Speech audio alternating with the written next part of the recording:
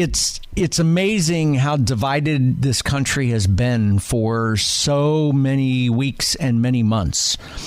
And as I walk through my day-to-day life and my workday, I hear people talk about, God, it'd be great to be united again. I can't wait till we can be united and all agree on something again. And I've said all along, that ain't never going to happen. That's in the rears. That's never going to happen.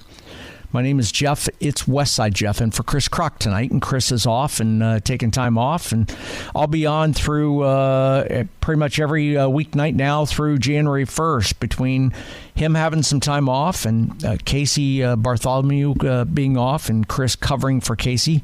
Casey will be off. I don't know how long, week and a half or something like that, as he vacations with his wife Carrie Underwood. And Chris will be filling in there, and I'll be filling in at nighttime for Chris. Again, the name is Jeff. It's Westside Jeff. Talking about being united and the country coming together for one cause. You know, when I hear people talk about that, I hear them talk about that in the sense of politics. But it's strange how the country is kind of starting to unite over a story that happened earlier this week. I'll tell you about that in 3 minutes. I want to start, though, with news out of New York. Just a few hours ago, a judge dismissed the most serious charges against a man accused of using deadly chokehold on a disruptive subway rider after the jury deliberated or deadlocked on that charge. I'm talking about the Daniel Penny case, and that's a story that you've heard about. It's a passenger on a subway. It happened to be at the right place, right time, with a homeless person who was having a mental health breakdown and going ballistic and threatening other people. And Penny jumped in, got involved, took the guy to the ground. The guy said through all of that, basically, I don't care who I kill, who I take out, I'm going to kill people. And clearly he was a threat. Well, days after deliberations, tonight, a jury in Manhattan has gone home, deadlocked on the most serious charge facing Daniel Penny, who is accused of putting a fellow subway rider into a fatal chokehold last year. Now, late today, the judge dismissing a second-degree manslaughter charge, leaving jurors now to consider only criminally negligent homicide, which carries far less prison time. I find it odd that a Good Samaritan happened to be the right place in the right time and probably saved lives. And unfortunately, through that scenario, a man died, and the Good Samaritan is the victim here, or is the guilty one, is the suspect, so to speak, and the guy, the dead man that had the chokehold on him, is the martyr, is the good guy. Boy, something's wrong in this country when those kinds of things happen. It just makes me wonder if I'm ever in a scenario like that where I could actually do something to protect people, if I would actually do that or not. It sends a very bad message. The one thing I would say about all that is this. I regularly, when I get on the radio here and talk about court cases and juries and get involved in that, and I regularly hear people blast juries and judges for what they do. And my first question to folks in the workplace when I hear that is, have you ever been called for jury duty? And have you served? Have you ever gotten out of jury duty? And more often than not, I hear people say, oh, I don't want to do jury duty. I get out of it every way I can. I have somebody write a letter. I'm just not interested in doing that. And my immediate thought is, why? You're going to sit here and throw stones at a jury for deliberations and what they're discussing and what they're about to rule on a case. And you're going to criticize them, yet you're the one telling me you won't serve jury duty. Now, for the record, again, my name is Jeff. It's Westside Jeff. I've been called for jury duty once in my life. Believe it or not, once in all my 60 years. And I served in jury duty. I was not one of the 10 deliberators. It was a very low-level case. I was one of the alternates and never got called to the jury room for the deliberations because all 10 were able to do it, but I was just an alternate. And probably what got me out of being one of those 10 is exactly what I'm doing right now, and that is talking on the radio. If you've ever done jury duty, you know you have to fill out all kinds of documents in advance that describes who you are and what you're like and some lifestyle things. So the attorneys on both sides can make a decision on who you are, what you're like, and how you might judge. And certainly, there's no way I'm going to go into a potential jury situation without saying, just so you know, I'm on talk radio. Because I wouldn't want to do that. I wouldn't want to be held contempt. So I don't do it to say I'm important. I do it because it's part of my career path. It's part of what I do. And I suspect that had something to do with me not being one of the 10. Probably one of the attorneys, I never asked this question, but it's interesting. One of the attorneys probably said, I want him on my jury. And the other one said, I don't. And somehow they fought over other jurors and they kind of agreed on me. But if you're going to throw stones about a jury and a trial, then I contend that you need to serve jury duty. So I'd encourage you to continue to do that. Back to what I said a moment ago, 3 minutes, that this country has become united. And the unitedness, I've not seen this country this united for a long time. And I'm talking about the manhunt that has captured the nation's attention that's now become a nationwide search as the New York City police now say that their person of interest in the ambush assassination of United Health CEO, United Healthcare CEO, Brian Thompson, has fled town. Lori Waffenschmidt's in our newsroom tonight, and as news develops throughout the night, she will jump in, interrupt as need be, and report what's going on.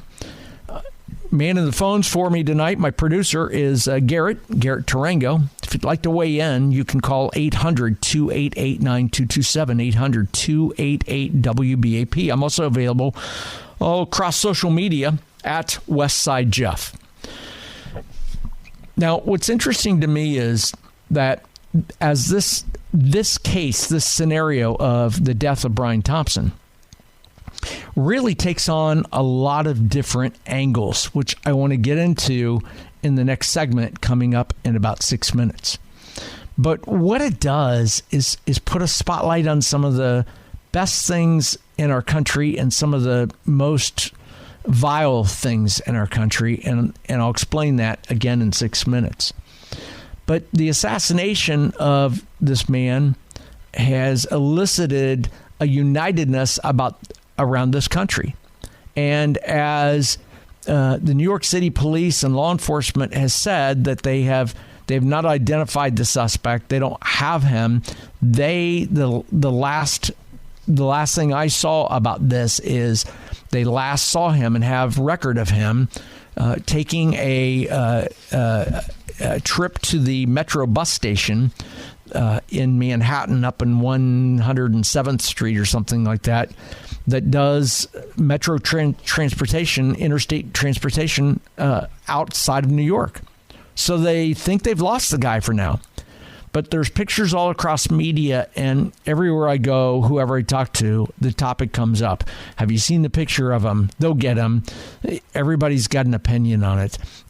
It's interesting how this story has seemed to, for at least the last 24 hours, in my opinion and what I've seen and how I felt, kind of united us as people look and search for this guy.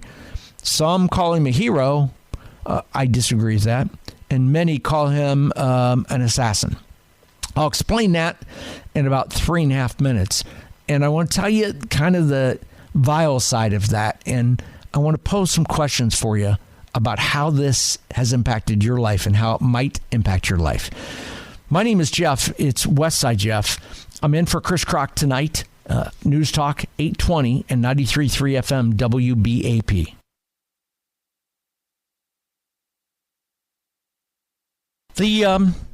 The cryptic inscriptions scrawled on the bullets found at the fatal shooting of a United Healthcare Group executive aren't just clues of possible motivation left by an assassin. They're also a variation of an angry rallying cry adopted by some people, and quite honestly, many people who feel they've been cheated by insurance companies. During the break there, my producer, Garrett Tarango, and I were talking, and Garrett, right as when we went to break, said, do you think that this was a hit job, or was this an inside job, or do you think the guy was killed by someone afflicted by the insurance policies? And my answer to Garrett was, I really don't know. It won't surprise me, whatever comes out. Hell, I've read stories in the last day and a half that the CEO might have hired a hitman to kill him, to have him killed, because he was under investigation for insider trading. Now, I think that's loony, but I got to tell you, I won't be surprised no matter what comes out. It just really, it's a weird case.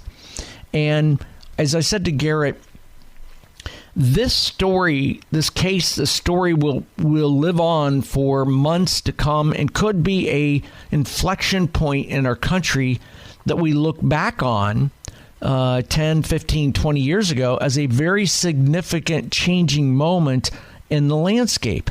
And I'll explain that in just a couple minutes.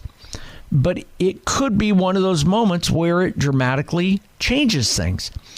This is like a big onion. It's really big. There's a lot of layers to it. They're going to have to peel it back. And after every layer gets peeled, you'll find something new that you weren't expecting. And the closer you get to the core, the stinkier it will get. And when I say it could have significant impacts in our life as we look back as a inflection moment, I think it comes back to the thing that surprises me about this story is all of the social comments and the off-the-record comments and the comments that I actually hear in hallways of the buildings that I'm in and in my workplace that, in essence, say, you know what? I can't feel bad for the guy. He deserved it. He killed his policies. His insurance company killed a lot of people. And the internet has lashed out against insurers is what this has done. And what it's done is it's put this topic of health, of healthcare, of insurance right on the front page, right in top of mind for you and me. And my concerns about this story are multiple. And let me start with this. I hope this event does not normalize acts of violence against people in the insurance industry. Do you remember after Columbine in Newtown, it got to the point where when we hear about a school shooting, it's not that we are numb to it, but we weren't surprised by it. And we get in our social circles and close friends and we say, it won't surprise me to hear the news of something like that. I hope that is not the case from here on out within the insurance industries as well as healthcare. Something else tells me that this won't be the last story we see that is about violence and retribution against healthcare provider / insurance industry. What do you think about that? You think I'm off on this? My name's Jeff. It's Westside Jeff. My phone number 800-288-9227. I'd love to hear your opinion on that. Now, the cryptic inscriptions scrawled on the bullets found at the fatal shooting of this executive aren't just clues of possible motivation left by the assassin, but they're also a variation of that angry rallying cry. The words deny, defend, and depose were etched in Sharpie on the bullet casings recovered outside the Midtown Hilton in New York after Wednesday morning's deadly shooting. That's focused the attention on the threats faced by professionals in all levels of healthcare and health insurance industry, from call centers to C-suites, as companies really review their security measures and plan their next step with stepping things up. Now, the words on those casings, deny, defend, and depose, are are very familiar to anyone on the front lines of the emotional battles between insurance companies and their customers over coverage issues. Patient support groups commonly use the refrain of deny, delay, and defend, which is meant to summarize cost-driven insurance company tactics that some customers see as harsh. It's also become well known among plaintiffs' lawyers who sue health, property, and casualty insurers on behalf of patients that their alleging coverage has been unfairly denied. And as I go through social media, I can't believe how many hundreds. I spent the day scrolling across multiple sites, social media, posts, comments, and I just felt like there were more comments against insurance companies and against what they do than there was that even cared about the death of a CEO of a company. It's a common, those words are, defend or deny, defend, and depose are common phrases, common saying within the industry, and it's their modus operandi to figure out the methods and means to deny coverage is what it is.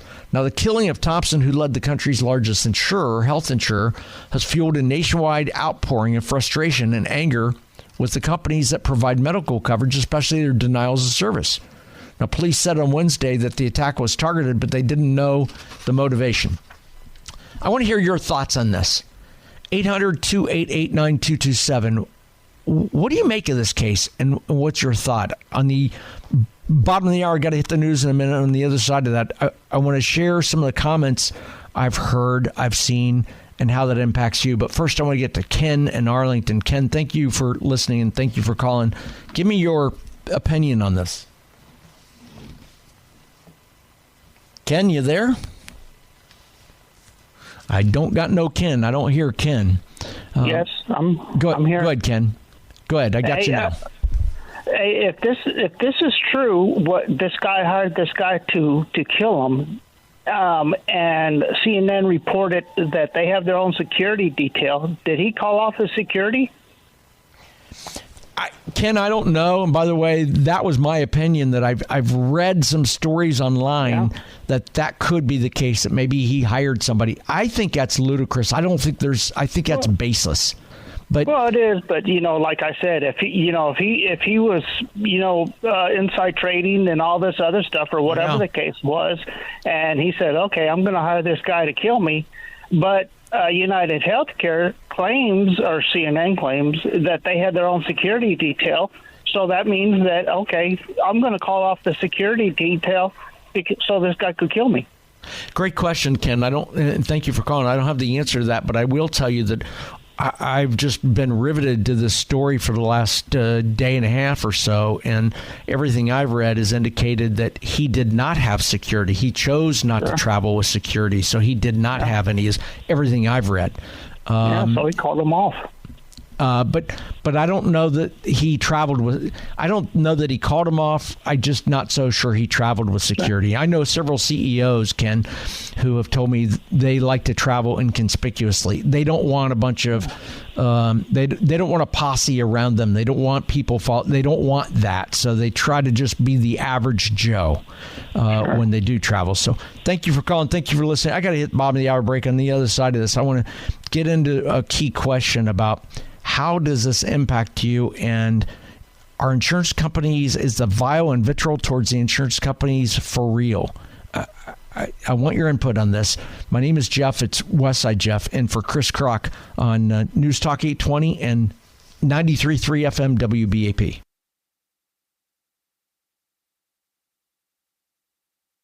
Jeff is the name. Westside Jeff. Sitting in for Chris Krok tonight. Talking about top story going on today, and that is a continuation of the big old onion, the stinky old onion from the death of the assassination of Brian Thompson, the CEO for United Healthcare, on Wednesday morning. And authorities have lost the scent, the trail of the killer. They think it's a possibility that the killer has left the state of New York. And they're asking for the country's help. So they've asked for the media to continue to put the guy's pictures out there and the details out there so people around the country can weigh in and help them solve the crime. The element to the story that sticks out to me is the vile and vitriol across social media about this. No sympathy on the death of the man, rather rejoicing in celebration on his assassination. I'll cover that in a couple minutes. 800-288-9227, 800-288-WBAP. I want to hear your thoughts on this whole story because it's ugly. Mark from Denton, thank you for calling. You're on with Westside Jeff. What's your read on this, Mark? Hey, Westside. Thanks for taking my call. Of course. I'm definitely not celebrating the assassination of this guy, but I do understand the motivation. I know I don't know anybody personally, but I know there's stories out there of, people basically get ruined because of medical costs. They've been paying into the insurance plan, and then they have this catastrophic medical issue, and it's not covered, so now they're ruined. So I can see the motivation. That's not the right way to do it, because here's the deal. It's not just the CEO's fault. The insurance companies are in bed with the providers, the doctors, the guy that owns the MRI machine, the guy that owns the testing facility that tests all the blood samples. They're all in bed together, and they got they drive costs up whatever the market will bear. Now I'm very fortunate. I'm retired military. I got a great health plan, but I pay what my colleagues pay. I work for a private company, and then which provides which has an insurance plan, or they contribute to an insurance plan for other employees if they choose to take that insurance. They pay I pay what they pay in 1 month. I pay for an entire year of coverage. Okay. Yet, hey, if I need an MRI, it's covered. Now I'm sure that their MRI is covered as well, but they're paying a hell of a lot more a month. So how does that? How is that? I think it's because there's a symbiotic relationship between the providers and the insurance companies, and there needs to be. Trump needs to designate another committee like DOJ that focus on the insurance industry, because I know there's a lot of backdoor dealing going on in there, and it's not fair. Mark, thank you for calling. I appreciate your opinion. What makes this story interesting on that element is, and normally during a significant traumatic event like this in our country, usually we see leadership speaking out, meaning if it's big enough, the president does, not this president, because it's not an issue of black and white. It doesn't meet the narrative of what he's looking for, of gender equality and all those things that he represents. So you're not going to hear it out of Joe Biden. I think you would normally out of Trump and the administration, but we are in an era right now in between governments. We don't know who's really running the government. I mean, we have a president that, quite honestly, we're not sure if he's really the president. And we've just come out of a significant landslide sweeping election with dramatic change. And we're in the middle of change. And so that's why you're not hearing out of government what you normally, I think, would hear. But you bring up a good point, and I'll pose the question to this, and I'll get to David from Frisco in just a second. So, David, hold on. Is as I scroll, I spent several hours today going through social media, and I asked several folks in my day-to-day workplace about this. And I kept hearing, I read story after story after story online, and I heard stories from folks in my social circle that led me to a question I got to ask. How have you, or have you not? And how have you gotten screwed over by an insurance company? Because I've read stories that some of these just surprise the hell out of me. And I want to hear from you. I want to hear from North Texas. I want to hear from Dallas residents. I want to hear people right here in my backyard. Have you been screwed by your insurance company? And I'd like to hear the story and how it went down, because that's what this is about. To me, it's a story of a man lost his life. There's an assassination on the man, so we have a killer on the loose.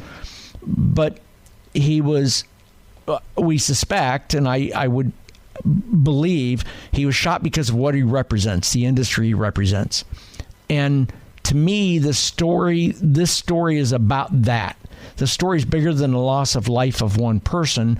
It's a story of an industry that is so targeted right now, and such vitriol and vile and hatred for what they do and represent, that I want to hear your stories. 800-288-9227, 800-288-WBAP. How has an insurance company screwed you? 800-288-WBAP. David from Frisco, thanks for holding on. What's your opinion on the story? I've got two scenarios. On the surface, it would appear you have a disgruntled customer who was denied a claim and maybe lost a loved one. If they searched their insurance contacts, they might find their shooter from a very disgruntled, maybe lost a loved one because the short claim was not paid. Because the message he sent on that bullet, it looks on the surface like that. Or this could have been a total false flag, and he might have faked his own death to get out because he's under charges. He sold a lot of stock about 3 months ago, and he's been separated from his wife, so he might have just cashed a bunch of stuff in and faked the own death and put a message on that, the kind of little misinformation there to make it seem like a disgruntled customer. Boy, it's weird, David, is I've read those stories today, and normally I would say those are conspiracy stories, but I read several of them, and even you just said exactly what I was thinking, and I said it earlier. Isn't it weird that in 2024 we're having a conversation about a CEO, and it, as I said before, David, I don't think that's what happened. But if that's what comes out, I don't know that I'll be totally stunned and surprised. Isn't that weird we're having that conversation? Yeah. Strange. David, thank you for listening. I appreciate your thought, your opinion on this, and thanks for calling in. My name is Jeff. It's Westside Jeff. And some of the comments I've read stick out like this. I saw something. I went to an aggregating site and saw many comments, and this one was the first one I read, and I just stopped and had to reread it. And it was a person that said, I had a friend who died in her 30s because insurance wouldn't cover the one drug that was finally helping her because it was designated as treatment for a different kind of cancer. The writer goes on and says she couldn't afford $6,000 a month out of pocket, and she is dead. The next comment is, F this dead guy and anyone like him. Those are strong words. F this dead guy and anyone like him. Why is his family's sorrow more important than the families of those who died because he refused to help them? Oh, they can't pay for it. Got it. That was just one of hundreds, if not thousands of comments I read. And as I read those, I thought, there's a real sense of frustration across communities in this country towards insurance companies and how they treat their health care plans and their customers. So I ask you, have you been screwed by an insurance company? I want to hear if you have, and I want to hear stories and kind of how it resonated. The number is 800-288-9227, 800-288-WBAP. My name is Jeff, and it's Westside Jeff. I'm sitting in tonight for Chris Krok here on News Talk 820 and 93.3 FM WBAP. So police have found a backpack in Central Park with a possible link to the gunman who killed CEO Robinson, the healthcare United Healthcare CEO. Manhunt is underway for the shooter, and it's fascinating how an assassin escaped one of the most surveilled cities in the world, New York City. because they don't know where he is. And they say he could be out of the city and out of the state because he went to a bus station. And my question to you is this. As I follow social media, I spent most of the day kind of going through social media and just read comment after comment about this. And it made me think about this. How many people that I talk with, how many folks that I interact with on the radio have been screwed by an insurance company? I've not, thank God. I'm not aware of anything egregious like that, but I've read story after story after story. I'm talking hundreds, if not thousands of them.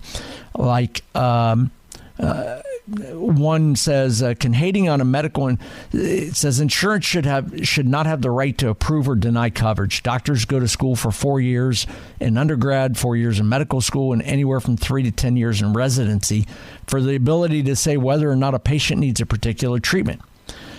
Goes on to say the default should be coverage if the doctor says so, and the insurance company can make 10,000 phone calls waiting for the doctor to pick up if they feel it's inappropriate. Absolutely absurd, and they are afforded that kind of power.